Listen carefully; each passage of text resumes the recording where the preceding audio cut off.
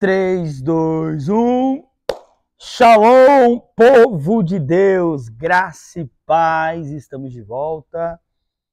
Entramos no módulo 3 da Escola Teológica da El Elyon e é um prazer muito grande ter você aqui comigo nesse período tão importante de crescimento da nossa vida e da Palavra de Deus. Estou muito feliz da gente estar avançando na nossa escola. Você já passou o módulo 1 sobre antropologia bíblica, passou o módulo 2 sobre a bibliologia e agora nós entramos aqui no módulo 3, que é a história dos hebreus. Gente, é muito importante essa matéria porque por mais que algumas pessoas, principalmente no Brasil, elas tentam fazer uma dissociação entre Israel e a igreja, né, tentando separar, até por conta de preconceito. Né? Eu tenho 8 aulas aqui para falar sobre os judeus, sobre os hebreus, e eu vou mostrar para vocês como que é grande a perseguição das pessoas em relação a Israel. E olha que a gente prega sobre Israel, a Bíblia é repleta de histórias de Israel, a gente ama Israel, Deus ama Israel, e ainda as pessoas elas conseguem odiar a Israel, ter preconceito contra Israel. Para você ter noção, existem pessoas que já perseguiram a gente, a El Elyon, porque a gente usa o candelabro, né? A gente coloca a bandeira de Israel, a gente ora por Israel. Eu ensinei aqui na minha casa os meus filhos, a gente faz a oração, qualquer oração, sei lá, pelo alimento, e eu já peço para Deus abençoar a Terra Santa, guardar, livrar de todo mal. E o salmista nos ensinou, né? Orai pela paz de Jerusalém, prosperarão aqueles que te amam. Então, estou dando essa introdução aqui para você saber sobre aquilo que nós vamos tratar, tá? Como matéria. Então, eu já quero que você, por gentileza, anota aí no seu caderninho de anotação, módulo 3, escreve aí, módulo 3, o nome da matéria é História dos Hebreus, ok? Módulo 3, História dos Hebreus. Muito bem. Eu quero mostrar para vocês, eu vim gravar aqui para vocês essa aula e eu quis trazer aqui alguns livros que eu já li e outros que eu indico para você tentar ler aí, se programar para você estudar sobre a história dos hebreus. Tem muita coisa boa para aprender. Só que eu já li centenas de livros, eu acho, sobre os judeus, mas alguns ficaram na igreja, mas eu peguei os que eu tenho aqui para mostrar para vocês. Esse aqui, eu acho que vai ficar ao contrário na câmera, né? na câmera, é As Festas Judaicas do Antigo Testamento. Esse livro aqui, ele é muito top, porque ele vai te contar todo o contexto histórico e os significados das festas, como o Shabat, a Páscoa, Pentecoste, os jejuns, as principais festas, né, o Hanukkah é muito top, festa do Purim, a festa dos tabernáculos, o significado da crucificação, rituais de casamento judaico, como que o casamento judaico ele é diferente do casamento brasileiro, é um negócio bem legal. Só para você ter uma noção, o casamento judaico não é no nosso, né? O noivo fica esperando a noiva entrar. O deles é o contrário. A noiva fica esperando o noivo entrar e representando exatamente aquilo que Jesus está fazendo, né? A igreja é a noiva, está esperando o noivo entrar. É bem interessante a cultura judaica. Então, você pode procurar as festas judaicas. Eu tenho um aqui também que eu ganhei do meu primo, pastor Gladys. Esse aqui eu ganhei de aniversário. E é a última parada de Auschwitz. Infelizmente, né, o povo judeu sofreu e ainda sofre. Tem uma aula aqui que eu vou fazer inteira só sobre perseguições aos judeus, mas essa aqui foi a histórica e a mais triste de todas, né? Auschwitz foi um local, né, onde Hitler mandava jogar os judeus lá, e hoje eles têm um museu, né, um memorial ali, e é um lugar bem pesado. Eu conheci uma mulher uma vez que ela chegou a ir lá e ela não conseguiu entrar, de tão pesado que é o ambiente. Ela chegou em Auschwitz, só que lá tem um portão de entrada que você entra nesse lugar onde Hitler judiava ali dos judeus, e ela não conseguiu entrar. Eu tenho um livro aqui também que é o Código Shemitah, que é do pastor Rodrigo Aldeia. E eu tenho outro também dele, que é o mesmo, que é Subindo no Shemitah. Eu acho que esse aqui é o segundo, se eu não me engano. É bem interessante a minha história com esses livros aqui, esses dois. Nós estávamos em Camboriú, de férias, né? E quem me conhece sabe que eu estou aprendendo a tirar férias. Eu nunca tive férias na minha vida, então eu gosto muito da igreja, eu gosto muito de pregar, eu gosto muito de culto. E a gente foi para Camboriú, acho que foi ano passado, um ano retrasado, não lembro. Mas a gente foi para lá e a gente ia nas praias, né, durante o dia, e à noite eu queria ir para algum culto. Falar para o pessoal, vamos para um culto, ó, tem um culto aqui perto e tal. Começou a dar uns problemas, né? O pessoal começou a ficar bravo comigo. E aí a gente foi num culto da Bola de Neve no domingo. E esse pastor, que é o Rodrigo Aldeia, você pode pesquisar, acho que tem o Instagram dele. Quando eu cheguei lá, ele pregou essa mensagem aqui sobre Shemitah. E adivinha qual o tema? Shemitah é descanso. E aí eu apanhei de Deus aquele dia e tive que entender. Shemitah, na verdade, é uma contagem que os judeus fazem de a cada 7 anos eles tiram um ano que eles chamam de sabático, né? Um ano de descanso, um ano de perdão de dívidas e coisas do tipo. E eu tenho um aqui também, que esse aqui eu vou te falar. Esse aqui é pesado. Esse aqui é só para te mostrar, tá? Não é para você ler, não. Principalmente vocês que são novos convertidos, são jovenzinhos. Esse livro aqui. Esse aqui é o famoso Alcorão. Esse aqui, um rapaz lá da igreja, ele tinha, o tio dele lia, e ele é em espanhol esse aqui. E ele levou para mim um dia na igreja, ele falou, pastor, quero queimar esse livro aqui, ó. Ó, ele é todo em espanhol. El Islam. Eu li ele inteiro já. Ele falou para mim, pastor, eu quero queimar esse livro aqui e tal. Eu falei para ele, não, deixa que eu vou ler, eu vou estudar. E eu li, estudei, e eu posso te confirmar que os caras são mão mesmo. Mas, é outra coisa que eu vou falar durante as nossas aulas. Mas vamos começar então. Fiz essa introdução para você entender o que a gente vai trabalhar aqui nesse módulo, ok? Então, a gente vai começar falando sobre a história dos patriarcas, ok? Você sabe que dos primeiros homens ali, né, a serem chamados por Deus, nós tivemos homens que eles tiveram um contato muito poderoso com Deus. Na época, ali, no começo ali, né, da criação, a gente vai ver que o homem ele é depravado na sua naturalidade.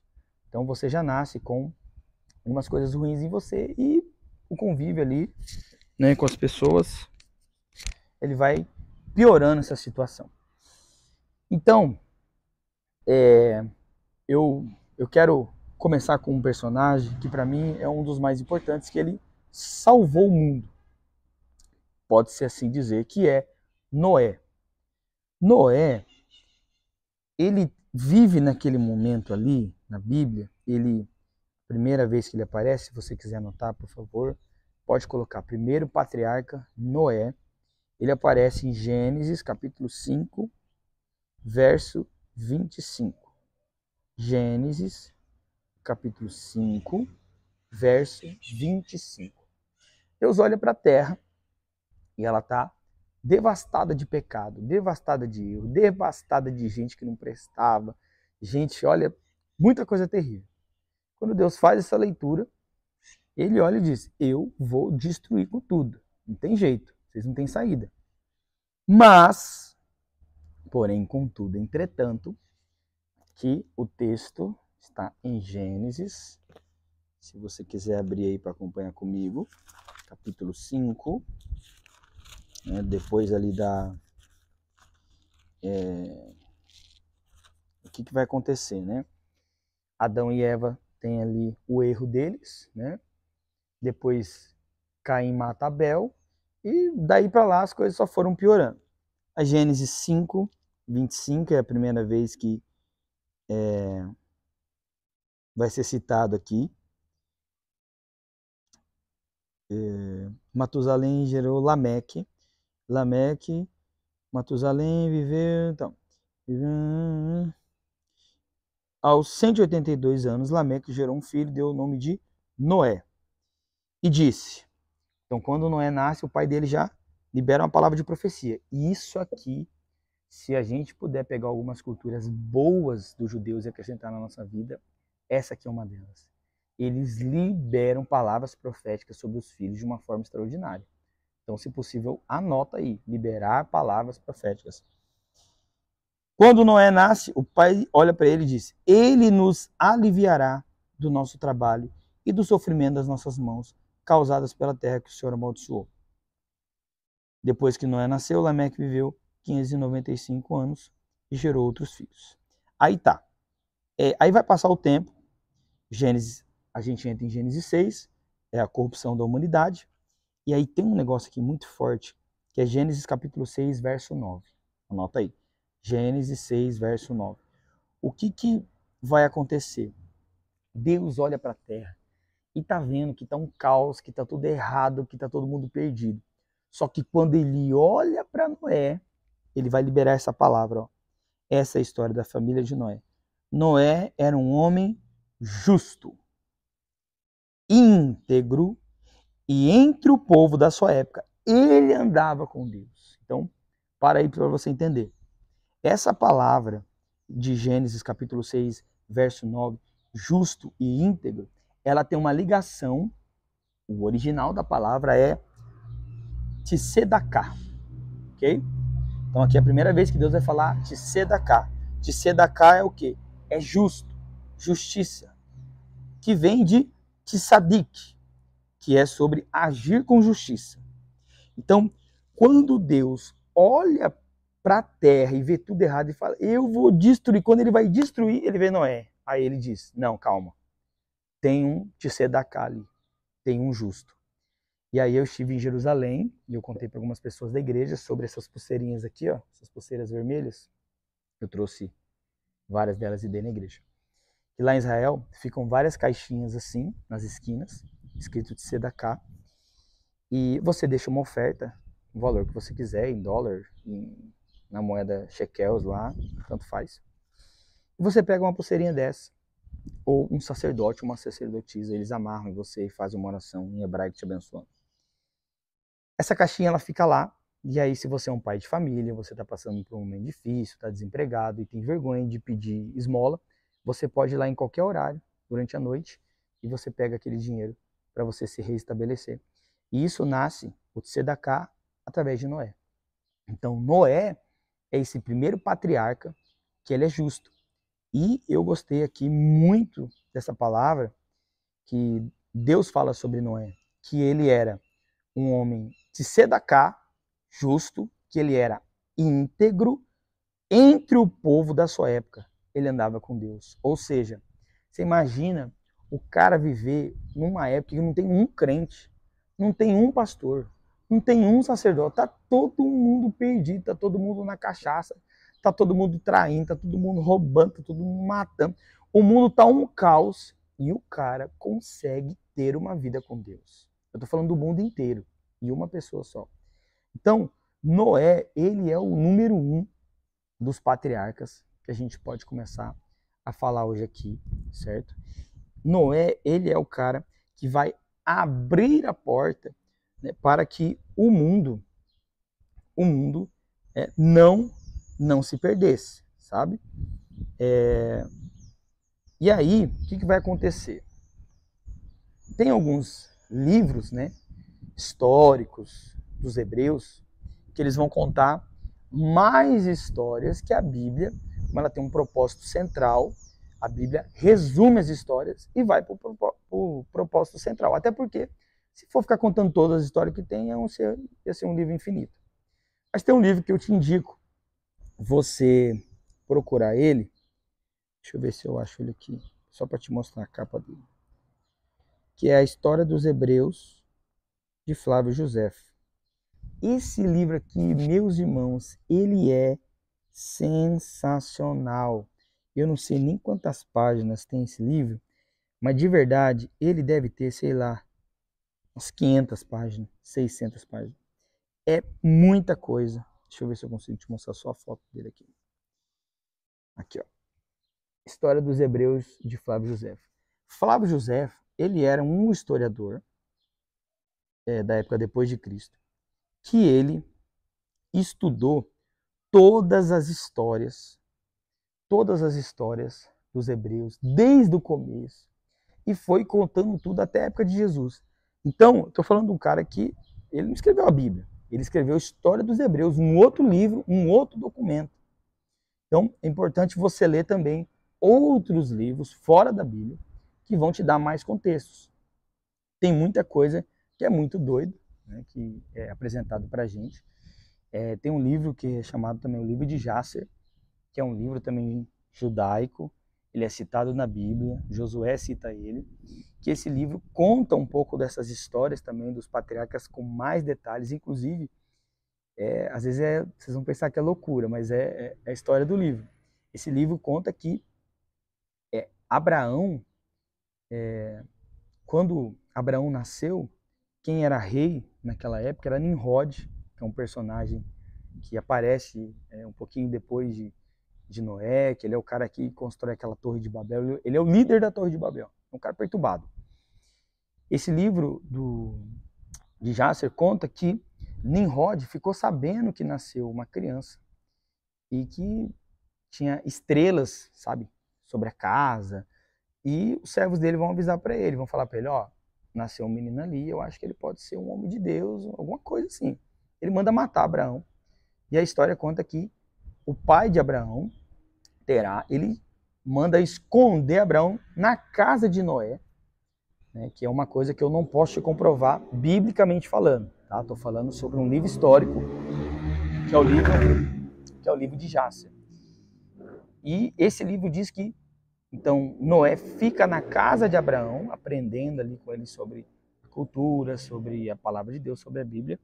E ele tem um pouquinho de sentido, porque logo depois de Noé, o próximo patriarca que nós vamos falar é Abraão.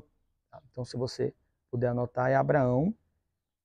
Abraão vai aparecer já no finalzinho ali de Gênesis 11, ok? Então, para a gente entender, o primeiro homem, né, depois de Adão, a ter um registro histórico de caminhada, tirando Enoque, né, que foi um homem que andou com Deus, mas Enoque, ele não contribuiu com aquilo que Deus estava fazendo na terra, porque Deus toma ele, né, para si. Tirando Enoque, que andou com Deus e não foi encontrado mais, agora é Noé, que vai ser um patriarca, que vai ajudar ali na restauração da terra.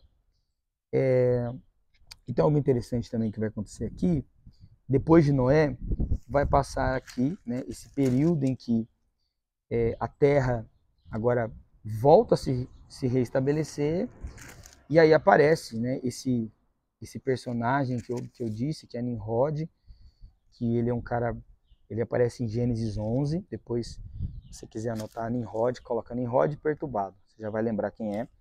Ele é um cara realmente muito perturbado, ele tem muitas coisas estranhas na vida dele, ele para mim, ele é um dos primeiros caras, assim, muito usados pelo diabo para causar destruição, para causar coisa ruim, é esse cara. Aí, Gênesis 11, né, tem algo bem interessante que Deus já tinha colocado no coração do pai de Abraão, que era Terá, para que ele fosse para Canaã, a grande Canaã que Deus entregou para o povo. Deus já tinha colocado no coração de Terá, mas a Bíblia diz, isso aqui está em Gênesis, capítulo 11, verso 31 e 32. Terá, que é o pai de Abraão, diz assim: Terá tomou seu filho Abrão, seu neto Ló, filho de Harã, a sua nora Sarai, mulher de seu filho Abrão, e juntos partiram de Ur dos Caldeus para Canaã. Então, eles já estavam indo para a terra prometida. Mas, ao chegarem a Harã, estabeleceram-se ali. Então, o que vai acontecer? Deus usa ali Noé para restabelecer a terra. Aí depois Deus vai procurar um novo líder. Talvez Deus chamou Terá. Mas ele ficou em Harã. Terá, os antigos judeus contam, né, os sábios antigos, que ele trabalhava fazendo deuses, né, de gesso, deuses de madeira. E provavelmente, se ele fosse a Canaã, talvez ele teria um encontro ali com Deus. Mas ele não escuta a voz de Deus e ele fica em Harã. E ele morre em Harã.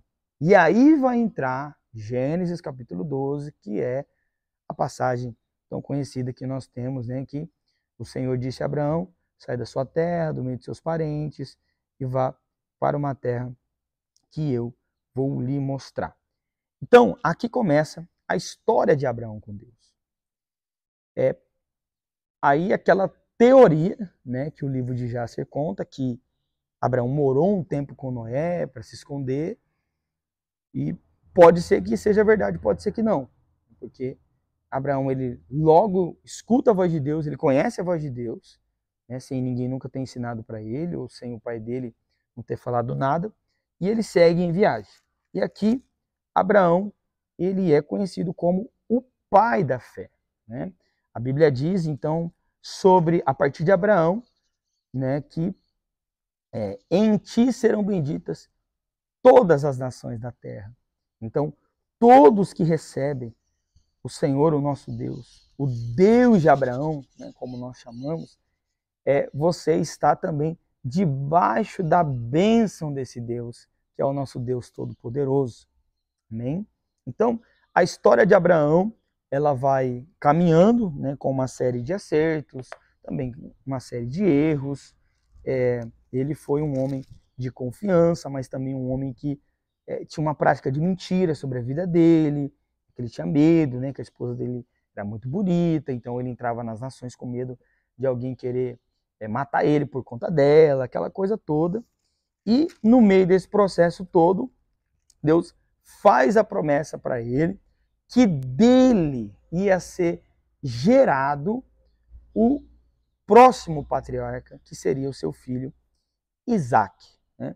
E aí nós temos uma dificuldade muito grande em relação a isso, que Sara, né, ela não acreditava que na idade que ela tinha, ela poderia gerar filhos, porque ela já era velha, ele também era velho, mas Deus queria realizar.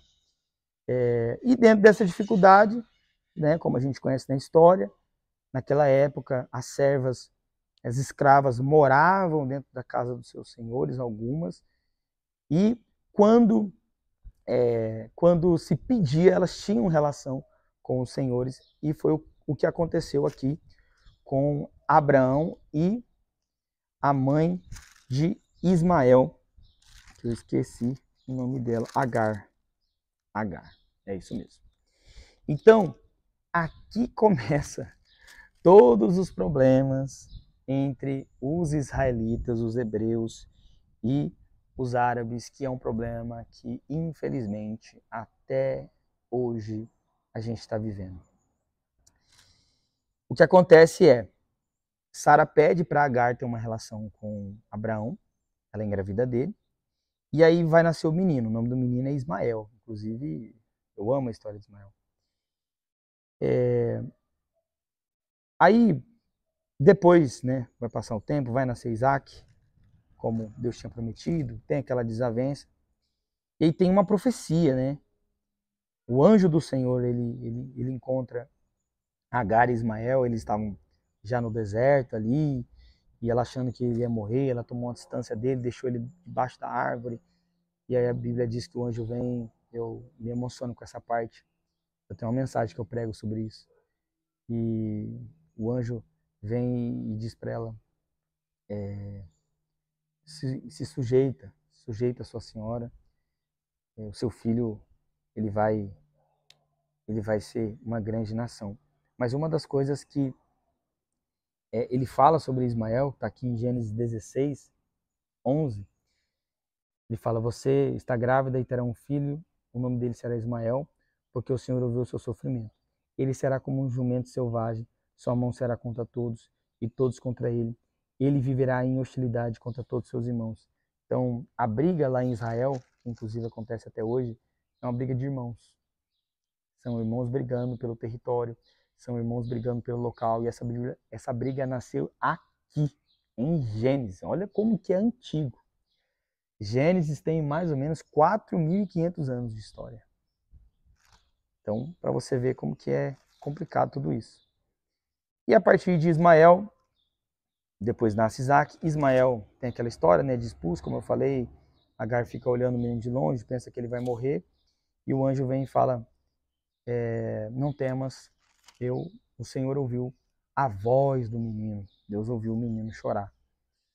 Depois, Isaac cresce, né, e depois, no futuro, um pouquinho mais para frente, Ismael vai embora para o Egito com a sua mãe e ele cresce no Egito, que ele se tornou flecheiro e a profecia se cumpriu, ele se torna pai de nações. Então Ismael é pai de 12 príncipes e Isaac, ele tem agora 2 filhos, né, que a gente vai continuar a história dos patriarcas. Então, Noé é um patriarca, na minha opinião. Abraão, Isaac é um patriarca que cresceu muito também, prosperou.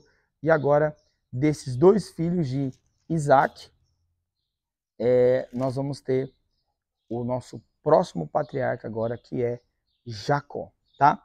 Então, só para você entender todo o contexto. Por que a Bíblia para de contar a história de Ismael e ela foca em Isaac? Porque Deus já tinha feito a promessa para Isaac. A promessa não era para Ismael. Mas a desobediência de Abraão, de Sara, fez, né, com que Ismael